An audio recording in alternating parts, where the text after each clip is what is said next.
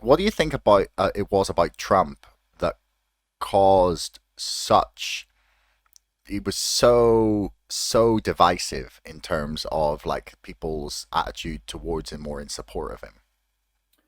Yeah, I have a section in the book, not surprisingly, on Trump himself and our perceptions of him, and our kind of divergent perceptions. And I actually just made an excerpt of this available on my site because it kept coming up. I kept seeing, even to this day, some liberal people will say, "How could Trump voters, uh, support Trump when Trump did X thing, like called Mexican rapists or whatever." And so I delve into the nuance of that to show there can be very different views of all of those anecdotes that are dredged up, right? It's like, for example, I mean, like I have an example in my book where, a quote from a Mexican American Trump voter who says, like, clearly Trump was not talking about all Mexicans. He was just talking about a criminal element getting across the border. So this is just to say some of the ways that we filter for our things that match our us versus them animosity can add can be very biased, can add to the conflict. For example, one of the things I try to draw attention to for liberals, like, even if you very much dislike Trump, because I find Trump a bad and divisive person. He likes to divide people, and I don't like to divide people. So even if you think that about Trump, you can examine how your biased and overreactions, hysterical overreactions, and worst case framings about him actually help him, because you're basically creating the anger, you're creating the us versus the anger that you say you do not like. And I try to make people see how there were a lot of like very bad there was a lot of bad reporting. Glenn Greenwald drew attention to a lot of bad Trump Russia reporting, which was a very good examination. And I think liberals, I try to help people see the contributions of people in their own group, right? So it's like, can you acknowledge that there was a lot of bad, unreasonable, irresponsible coverage and framings of Trump, even if you still very much dislike Trump? Like, I feel like the nature of polarization is like everybody wants to be like, you're either with us or against us, but it's like you can have nuanced views and examine how these things amplify our divides and make things worse, no matter what your beliefs are, right? It's like, I think that's the thing, because I mean, I talk to Trump voters, and some of them are like, yeah, I think Trump has like thrown gasoline on the fire, even though I'm a supporter of his, right? There's nuanced views even on across the board. So I think it's, if we care about reducing the contempt we have for each other, we should be willing to like aim for the nuance and aim for how our divides grow, examine the roots of our divides, things like this. Yeah. Yeah, I mean Trump was just obviously. I personally think he's hilarious, but shouldn't be president. Yeah, and I think that's I think that's what a lot of people, yeah, there's a lot of nuanced views. I mean, I think that's the thing. It's like, even for people that will vote for him, they'd be like, I don't like this and this, but I'm not willing to listen to what, the liberal leaning media and politicians say about him, because they've been very unfair to him in the past. So it's like, I think that's, what I try to get across to a liberal audience is like, hey, there's some rational reasons why people don't listen to the liberal leaning media or don't trust them. And if we're going to get better as a society, we need to examine those things and acknowledge that there can be rational and understandable reasons for why people do the things they do, or even if we very much disagree with them, right? Like, to what extent do you think the media are responsible for some of the polarization? Yeah, I think it's a big impact. I mean, you've probably heard of Matt Taibbi's book about, what was it, Hate Hate Inc. Incorporated? Yeah. Is that, yeah, Hate Inc. Yeah. I mean, he I think he does a good examination of some of the dynamics. I mean, the thing I try to do in my work too is like, even if we think the media, because I think there's a lot of like kind of like paranoid thinking about like what the media is doing, where to me it's like an understandable phenomenon, because Matt Taibbi talks about this. It's like when Trump came to power, he was such a polarizing presence.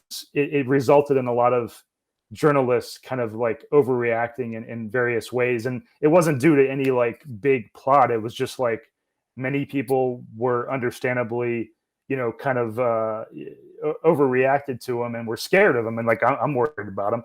But it all, it resulted in a lot of bad journalism, basically, in the same way it resulted in a lot of people saying a lot of irresponsible things, like saying, Trump wasn't a legitimate president, which I talk about in my book.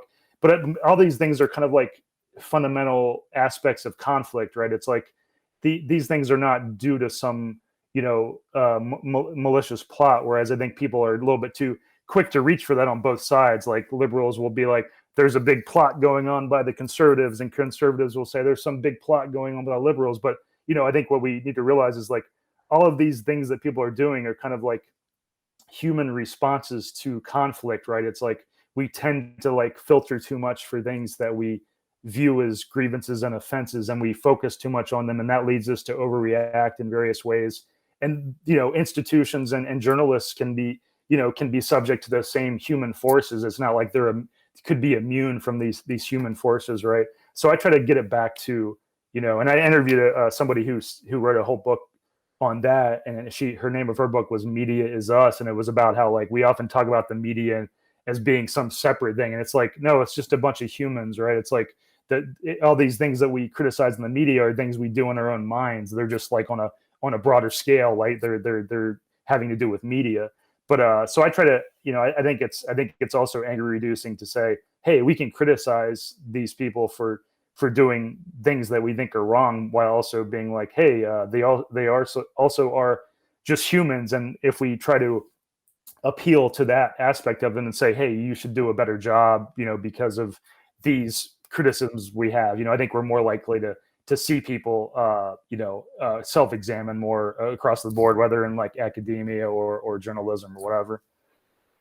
So it seems like you're making quite a big case for like personal responsibility in dealing with the polarized society.